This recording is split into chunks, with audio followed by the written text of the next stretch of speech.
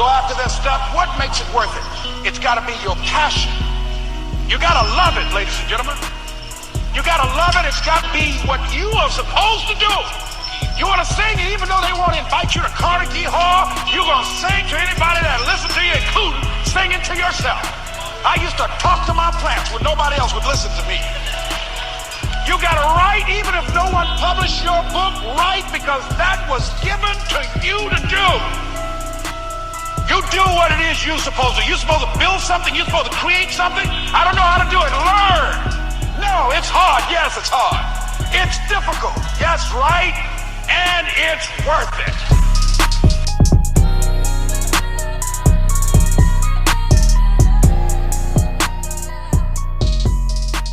What is going on, everybody? Welcome back to another episode. The third episode in the Straight Shooter series, which is just an opportunity for me to fill a gap when I don't have a guest scheduled to talk to, or the flu runs rampant across the state and my brother cannot come over on Friday as planned.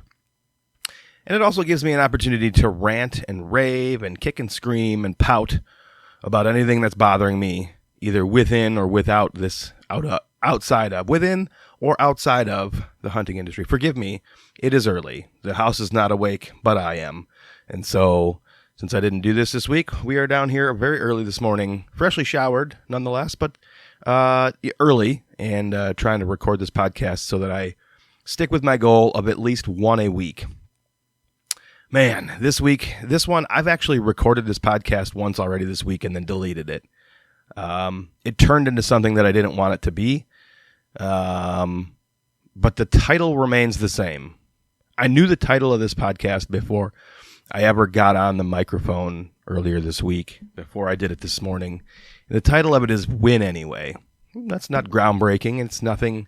I don't think I'm going to say anything that nobody's ever heard of or thought before, but it came about recently in my personal life with my son and his youth hockey team. So my son is 10 years old, and this is his first year playing travel hockey, and they have struggled all year. They had 4 or 5 kids drop off the team initially for a plethora of reasons. And nonetheless, they stuck it out with 9 forwards. I think 9 forwards, maybe 10 skaters and a goalie. One single goalie. And the goalie struggles. And he doesn't have a backup. And so the team gets discouraged. Listen, they've come a really long way. They're 10 and 11 years old. I mean, what do you expect? I mean, I vaguely remember being a 10 and 11-year-old playing travel hockey and what it was like. Obviously, I grew up in a different era, but they've come a really long way. They've finally started to put things into practice that we've been practicing. They've finally started to win games, albeit a few. They finally started to do things correctly. Things started to click. They've won a couple of games. But sometime in the last 2 to 3 weeks, I have listened to them blame the refs. And listen, I'm sure I was a part of it. I'm sure we've all been a part of it. When you are too naive or young or inexperienced to be able to self-reflect, the easiest thing to do is to outwardly blame something else for your shortcomings or your problems. Listen, the team can't hit the net. There's like 4 kids on the team that actually have good shots, and 50% of those kids can actually hit the net consistently. That's a problem. Sometimes the goalie couldn't stop a beach ball. That's a problem. Sometimes they don't pass. That's a problem. Sometimes they don't work together as a team. That's an even bigger problem. But they were blaming the refs, and they were blaming the refs consistently to the extent that it was starting to bother me. Now, the coaches, God bless them, have a very challenging job. I am not a coach. I can't deal with bad kids. I would want to coach the way that I was coached as a young man. I was called every name in the book, and probably some made up ones, probably by the time I was his age, 10, 11, 12, 13. You can't do that anymore. I think it was important that I learned all of those swear words at such a young age, but I don't think you can do that anymore. I also don't think I could deal with the social media aspect of today's youth sports. Like our teams, games, and communications are all via an app on our phone. Like there's no phone calls anymore. It's all on a fucking app, and everybody uses the app. It's just how it goes. And I hate that. It's so dumb. I don't have notifications on for that app because it makes me crazy. So my wife will be like, "Did you see the message in Team Snap?" And my answer is always no. So where was I going with this? Okay, the coaches have a tremendous challenge ahead of them. How do you coach young kids in the post participation trophy era, meaning all of the kids that are on my son's team's parents, or at least a good chunk of them, grew up in the participation trophy era or right before it. So a lot of these kids have lived through the participation trophy era. I knew it was a mistake recording this early. My mouth and brain are not working together. They have a very difficult job. How do you get these kids to understand? How do you get any kid to understand it's okay to lose, but you need to learn, and by self-reflecting, watching video, listening to, respecting your coaches, listening to what they have to say, and not blaming other people for your shortcomings. These kids were blaming the refs because the other team was slashing them or tripping them, and maybe the refs missed a call. It's like, dude, you're 10 years old. You don't have NHL grade refs at your game. In an NHL game, there are 4 referees. There are 2 referees and 2 linesmen. In a youth sports game, you have Randy and Carlton, who are possibly even high, don't want to be there, probably getting paid, I think they get paid $60. So I don't know if that's $60 split betwixt the two of them, or if it's $60. I think it's $60 total, so they get $30 to ref a kid's game. They don't care. They only care that they don't allow a child to get hurt. They don't care if they miss an offsides call. They don't care if they blow an icing whistle. They don't care if they miss a trip here and there. They only care that somebody doesn't get hurt. And so these kids are blaming the refs. And thankfully, after the first time, the coaches defended the hockey as a sport. Listen, hockey is rough. Hockey is the toughest pound for pound sport on the face of the earth, and I will fight anybody that says otherwise. I don't care that the guys in football are bigger. I'm telling you right now, hockey is the most physically demanding, toughest sport on the face of the planet, and I will fight you if anybody says otherwise. So the kids blame the refs. The kids complain about the other team being tough, too chippy. And the coaches did a good job defending the game. The game is rough. The game is chippy.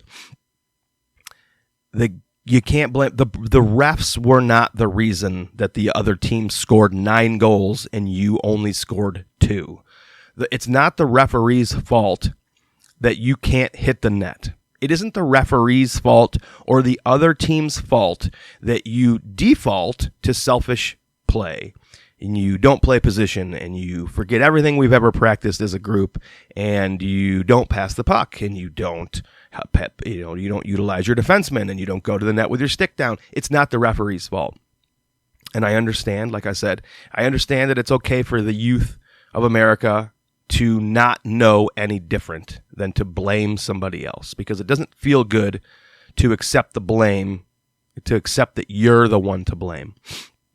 But as parents, it is our duty to raise children, teaching them to self-reflect and accept responsibility for their actions, learn from their mistakes, and grow, and to find an opportunity to win anyway, because that is life. Sports are great for kids to play because there are so many metaphors in sports that are relative to life.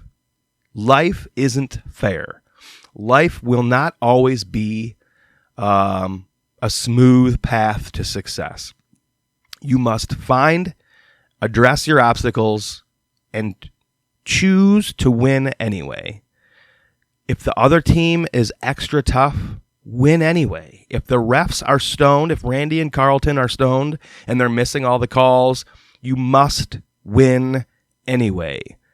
I didn't pay what I paid for my kid to play hockey, and I didn't invest all this stuff to go watch my kid enjoy playing hockey to hear him complain about the refs. I went to watch him grow as a human, excel as a player, and win anyway. And I know that as parents, that's tough because you love your children and you want to console them when things are hard and you don't want to hurt their feelings, but you're doing them a disservice by not being honest with them. And I think this correlates to hunting. I took the long way around the farm to get to the barn on this one.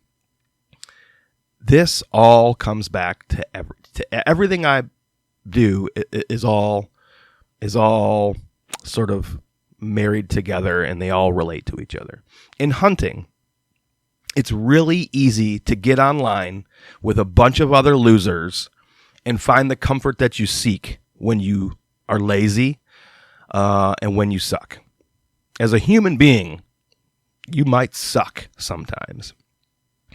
And the chances are good, and I know this because I've done it and do it, you take the easy way out, or you're lazy, or you didn't go that extra mile, and you weren't successful, and things didn't go as planned.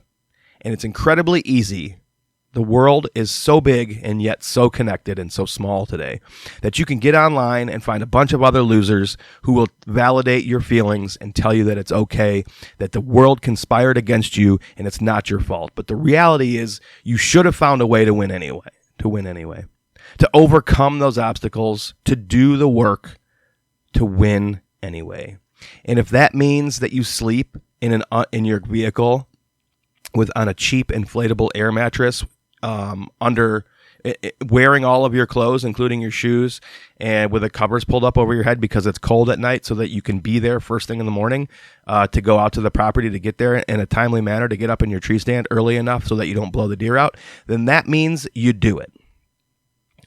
Because it gives you an opportunity to win anyway. Yeah, the property's far away, and yes, getting up early sucks. And sometimes you have to poop in the woods. But if you're not there, you're going to blame the distance. You're going to say, well, you know what? I just couldn't. I had to work, and my wife wanted to do arts and crafts night on Wednesday, and so Thursday morning, I just couldn't get up early to get there. So life sucks. I couldn't do it. Boo-hoo, woe is me. But so many people will then seek external validation online, and everyone will say, yeah, man, I totally get it. Everything sucks, and then it will devolve into this other argument of public land sucks around me, so I have to drive so far. Nobody can get private land. There's no private land to hunt. But the reality is you haven't scouted enough. You haven't knocked on enough doors. You didn't do what it took to win anyway. And sometimes winning doesn't mean shooting the biggest buck of your life. Sometimes winning just means being in the right place at the right time and the deer still didn't walk in front of you. But you did it. You walked out clean. You found the tree that you had marked on your Onyx after all of your preseason scouting, which is something that I don't do. But I'm going to start doing it this year. You mark the tree. You get to the tree clean. You set up quietly. You set up in your quiet 45 minutes to an hour before sunrise. And all you see are squirrels, but that was a win. Because everything that you had planned, except for the kill, was a success. And so if you are so short-sighted that you don't see that, you're just as bad as the guy that blames everything else. And again, I am that guy more than 50% of the time because it's human nature to want to blame anybody but yourself. But I spent a really long time the last few years learning how to self-reflect and criticize myself and be honest and do the work. And it feels really good when you do the work and you can go out there and everything works exactly as you drew it up, even if that means you didn't shoot a deer.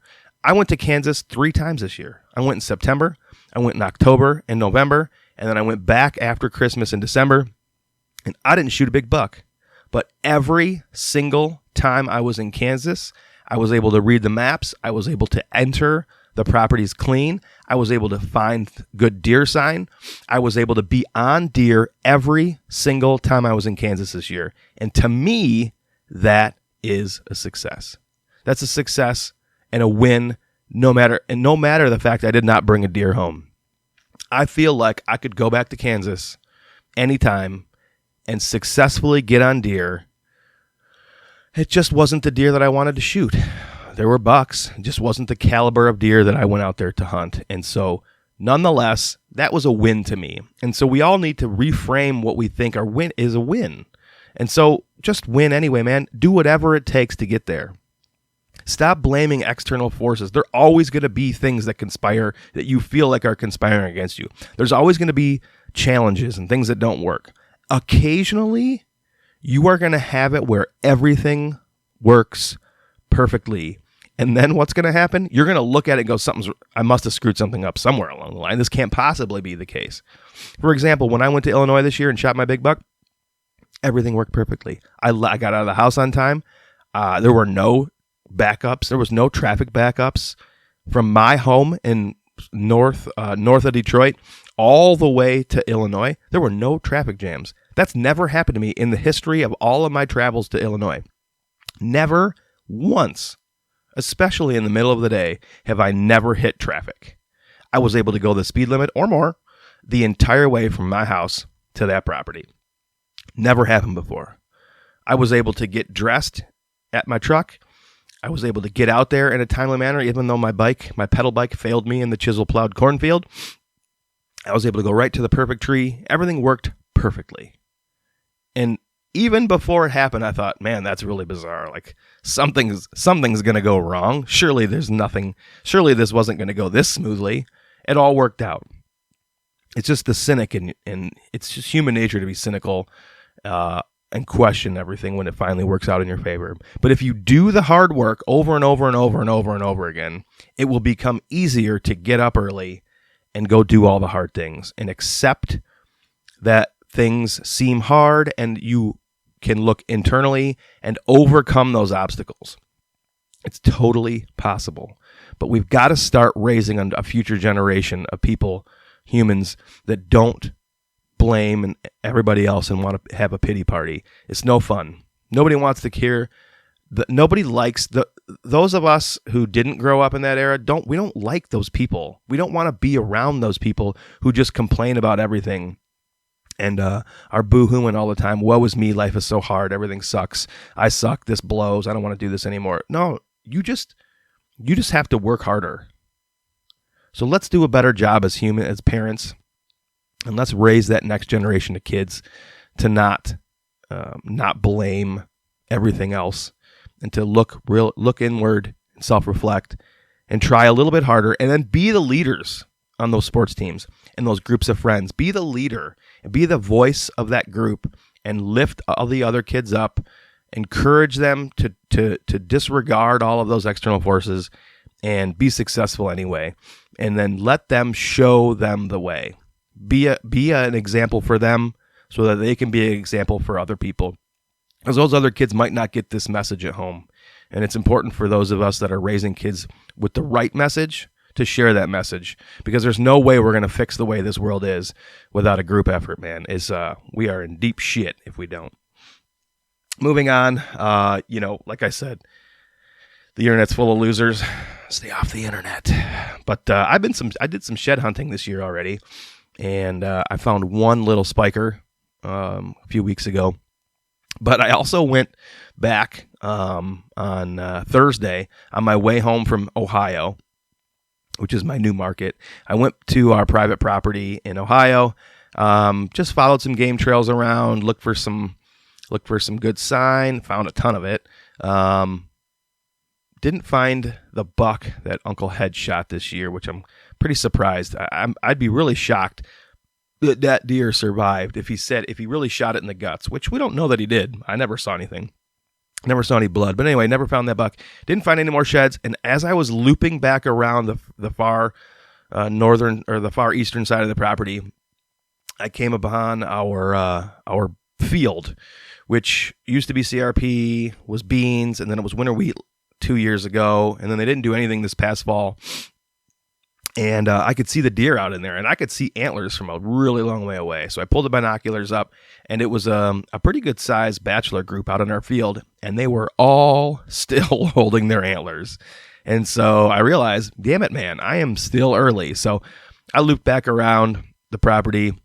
It was getting dark at this point, got in the car and came home. So I said all that to say this. I don't know what parts of Michigan are seeing a bunch of shed antlers already, but I know people who have already found some pretty good ones. And my guess is, based on the information that I have gained from the internet, those deer are the more mature bucks, the 4 and 5 year olds probably. I don't know the science behind why there's a good chance that those are the deer that have shed already, other than their bodies may require the energy more than some of the younger deer who are still maybe more vibrant. Maybe the older deer, maybe us old men, need a little bit more energy for just surviving. So they shed those antlers so they don't have to hold on to them anymore. Who knows what the science is? But I have found that in my area of Southeast Michigan, the majority, I was saying 70 or 60 or 70% were still holding. I think it's more like 90. I think more like 90% of the bucks are still holding in our area, Southeast Michigan. And that bothers me because it's really nice out and I want to go pick up some antlers, but they're not down. And so it's scouting time, which is another thing that I did. On the way home, I hit up a piece of public over there by our private piece, which I hunted one time last year. From a mapping perspective, it seems like it should be a really good property. I did not see any deer when I hunted it last year. I saw a ton of sign. Like there's definitely deer there. I have a feeling it gets hunted pretty hard, or I had a feeling it got hunted pretty hard. There was no way for me to know that on that single day that I was there. So I stopped by Thursday, and I really walked. I walked the perimeter, all the edges. It's a mix between some CRP, some native grasses, some timber, and it's surrounded by ag on all sides. And so, again, that's just kind of what the area is over there. Everywhere is like that. And so I followed all the edges, tried to get on some game trails. There wasn't as many as I had hoped. Did not find a lot of rubs or scrapes, just a few. No antlers. Tons of tree stands. So, God damn it. It's only it's a sub 200 acre public land. So it's not huge anyway, but I figure I'm down here anyway. If the property that I'm hunting, the private property I'm hunting isn't producing, it would be nice to be able to hop over to some public for a change of scenery and still have an opportunity, but I'm going to have a hard time getting over there and not running into another hunter. So that was discouraging. I did find one spot where it looks like a pretty good buck is going into a swampy area, and I didn't have my rubbers on, so I didn't go traipsing through there, but I have a feeling that is a pretty good buck bedroom in that swamp. So I noted it on Onyx, but anyway, not looking good for me on the public scouting, but I am sticking to my goals. I am scouting some public. I need to do some more scouting. I'd like to get over to the southwest side of the state and scout a couple pieces that I had dropped some pins on, but I just don't drive over there anymore now that Illinois is not in my territory. And that's, I think my plans are to get to Illinois in the next week or so, pull some cameras, replace some batteries. I bought a whole bunch of solar panels this year, and some of those extra remote areas that I just cannot get to very often. I'm going to put the top of the line batteries in there as a backup. I'm going to install some of these solar panels, and then I'm not going to come back. I know where the deer are over there. It's a matter of inventory for me. Who survived the gun season? Who survived the sharpshooters, if that's in fact what they actually do over there? I still have a couple cameras up. One of them just picked up a guy and his dog the other day in a super weird spot that makes me think it's somebody that lives over there, because otherwise I don't even know how the fuck they got there, but without trespassing. So anyway, maybe it's the person who is letting me access the land. I don't really know. I've never met them before, but my plan is to head out to Illinois, maybe scoop some sheds if they're on the ground over there. I have not seen any antlered bucks over there in a while. Pull some cameras and then head back home. I think Adam's going to come with me if he's feeling better. Got planned this for next weekend. And other than that, man, I did not pull a turkey tag this year. I, number one, missed the application period, and number two, I think I made a conscious decision last year that I wasn't going to hunt turkey this year. I just get mad every time I do, because they're right now they are already flocked up in the yards, and they are already strutting. And this is the time of year where I would get really excited about that. I would get really excited because I know there are hundreds of turkey that live around, hundreds and hundreds that live around me. There is no shortage of turkey around me whatsoever. I know that they are in big flocks on the private piece that I have just north of my house. And inevitably, every single time it gets to turkey season here, they're gone. I mean, I can watch them in his field a day before, and as soon as it's turkey season, they're gone. And I don't know if all of the neighbor properties around me hunt, and so all of the dudes that don't care are in the woods just trying to blast them, and so the turkey are like, fuck that, I'm going somewhere else. I'm going to go into one of these old ladies' backyards. She doesn't ever shoot at me. I'm not really sure what the answer is, but I never see turkey like I see turkey in February and March. Come April, I never see them. They gone. And so I think I told myself last year, just stop turkey hunting, man. You don't even like it that much. So I think maybe a part of me just decided to miss the application period. I'm not really sure. But anyway, I'm not going turkey hunting this year. I'm just going to keep scouting. So anyway, I hope to have some guests. I have a guest lined up for Tuesday. He's a total stranger, and he's coming to my house. And I'm okay with that. We're going to have a total stranger, a guy I've never met before, on the podcast next week. I really, really, really got to do a better job of scheduling so that I don't have these things where I have to talk to myself in the microphone on a Saturday morning, which nobody cares about. I really want to do a better job of booking a month out and recording ahead of time so that these are already in the queue. And if I miss a week, I ain't going to cry about it. But I got a special guest next week, and we'll try to get a couple more of these recorded. But hopefully Uncle Adam feels better, and he can come and record with me as well. But anyway, thanks, everybody, if you have stuck around. Thanks for listening. Remember, it's our job as adults to raise a future generation of leaders who don't boo-hoo about everything. They're not on social media, and they understand how to win. They understand how to win at all costs. So thanks for everybody for listening. Talk to you later. Bye.